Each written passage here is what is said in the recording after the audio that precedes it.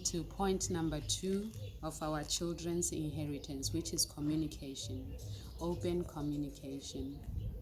Our children need to have open communication with us. We also need to have open communication with our children. This took me back and reminded me of the time I was growing up, that my grandmother would sit me down to ask me questions. And some questions I automatically knew what to say, some questions I didn't know.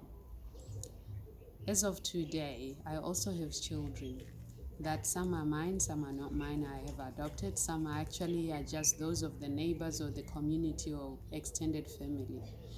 And this made me think of the time of Jesus, that he had disciples. And my children are my disciples.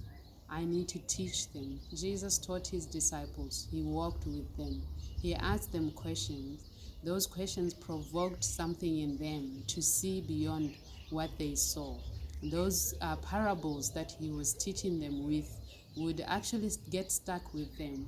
So it reminded me and taught me that I should be open with my children to ask them questions too, questions that will provoke them, questions that will make them think beyond where they are at, questions that will actually build them. In Proverbs 1 verse 8 to 9, I know it speaks of how children should give an ear to their father's instruction, but it says to their mother's teaching.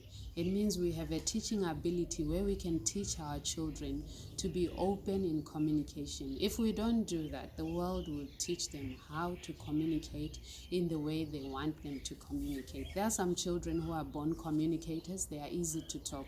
There are some children that are not born open communicators, whom we can groom the communication side of them as we ask these questions, as we open the door to communication. They might ask, they might not ask, but we do our responsibility as parents to groom them and grow them and show them that actually communicating openly, it's a good and a godly thing.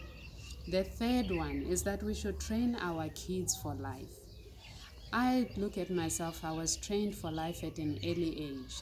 I was trained that falling down, it's not a problem. Rising up, it is the one that counts more. Falling down, you fall how many times? It doesn't matter, but the rising up of it and making the good out of the falling, it is a good thing.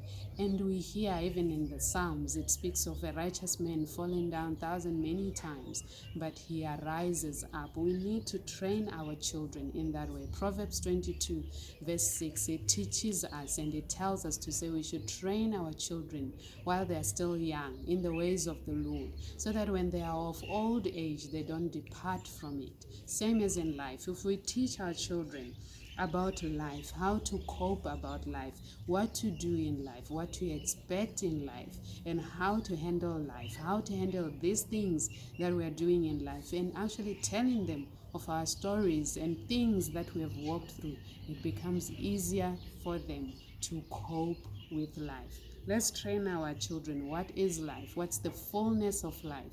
Then they are able to cope with life. Amen.